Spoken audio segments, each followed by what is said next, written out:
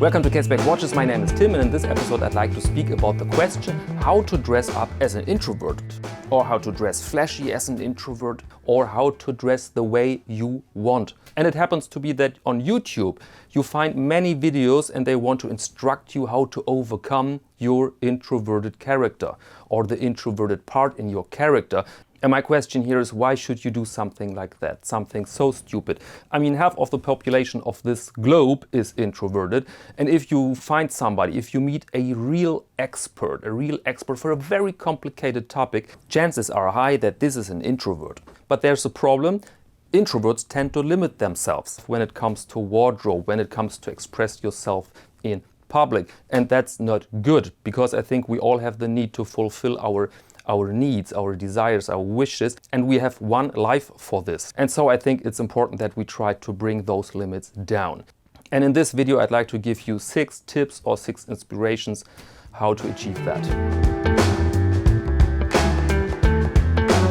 Classic situation. You see somebody rather normal, let's call him Max. He's not unemployed, he's not an investment banker, he's just a normal guy with work, maybe 2 kids, a wife, and he passes then this shop window and he sees this suit. And Max thinks, I'm not a suit guy, but wow, this thing looks amazing. Wearing that suit one time, this would be really great, but I don't want to be exposed in that way. I'm rather introverted, I'm rather shy, and so that's unfortunately not for me. If you don't like suits at all, then you can type here another garment that Max could like. And at home, Max thinks then, oh, I'm really not that suit guy, but this thing was amazing.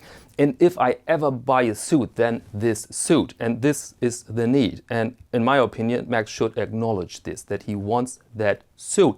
And if he is normal middle class, he's working, maybe he deserves that damn suit. And so my advice here is acknowledge the need and buy the thing. How to wear it then? We will come to that right now. Let's imagine Max bought that suit, okay? He bought that suit and he find himself a nice occasion to wear it, and then he runs in a group of his friends, right? And slightly uncomfortable situation, because his friends or your friends or my friends, they will start a little banter. They will tease him, they will ask him what had happened, and job interview, or do you think now you're the governor, or what else?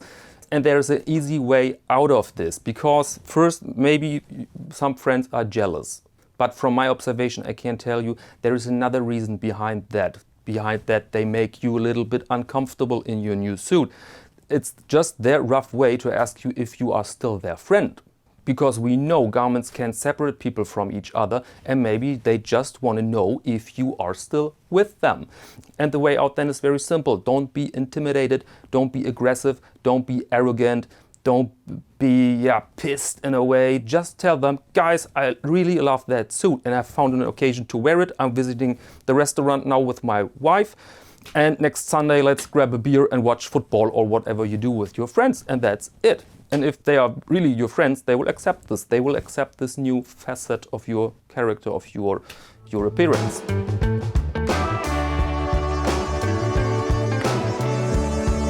Okay, this sounds contradictory, but what I mean here is that you should respect social environments. Sometimes when people, especially insecure or shy or introverted people, see new opportunities, they tend to show some exaggerated behavior then. And then they show up at a wedding with like a peacock, or in your neighbor's bar with a tuxedo. And this, of course, is unnecessary, because there are occasions like the wedding, go away, like the wedding, which are not only for you, they are also for other people. I mean, if it's your own wedding, then your own kids will study images from the wedding, let's say 50 years in the future. And then they will say, this is Dad, and he looked at that day great, or like the director of a circus. By the way, I'm wearing something flashy on the wrist today. Very crazy. Believe it or not, this was in the mail from the United States, mid-50s Hamilton, on a very, very beautiful bracelet. And I will tell you a few words about that watch at the end of this video. Crazy story. But now let's carry on.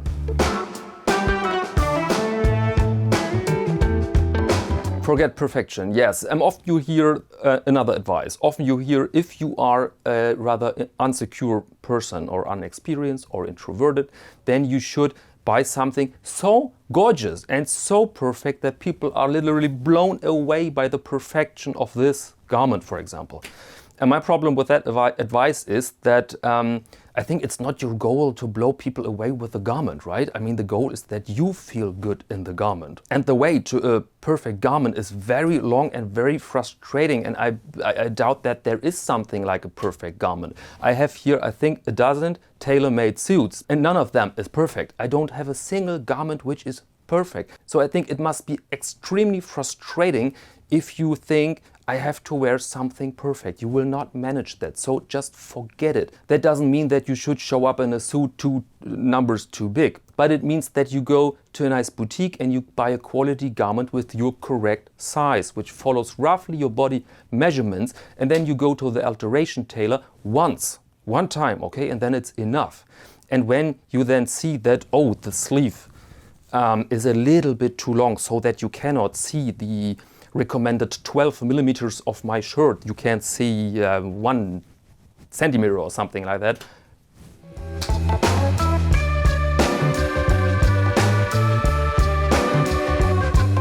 There is this nice story in the 60s when they hired Sean Connery for his first appearance in the Bond series. The producer told him, you have this fine suit here, tailor-made, now get used to it, because he realized that Connery was a bodybuilder, working class, far away from this sophisticated secret agent.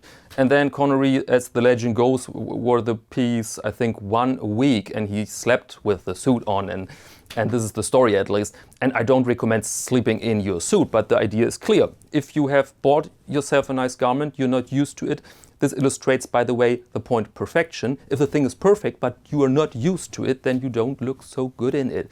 And so my recommendation is, if you have for example, the suit, and you have the occasion in 3 days, then maybe it's a good idea to wear the thing prior to that occasion, prior to that event, to get used to it, to appear relaxed in that suit.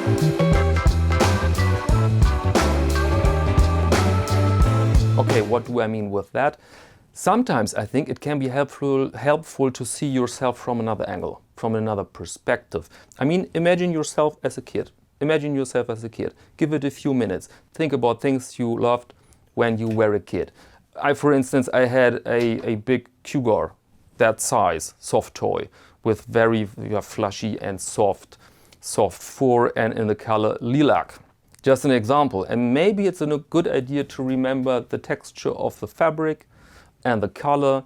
Maybe then you want to buy yourself a nice pocket square in that color. Maybe you want to try out a garment made of velvet, which remembers you of these emotions from your childhood, of these things you really loved. For example, I've ordered, prior to this video today, I've ordered a 70s leather jacket. I mean, not an original vintage jacket, but a modern reissue of a 70s leather jacket.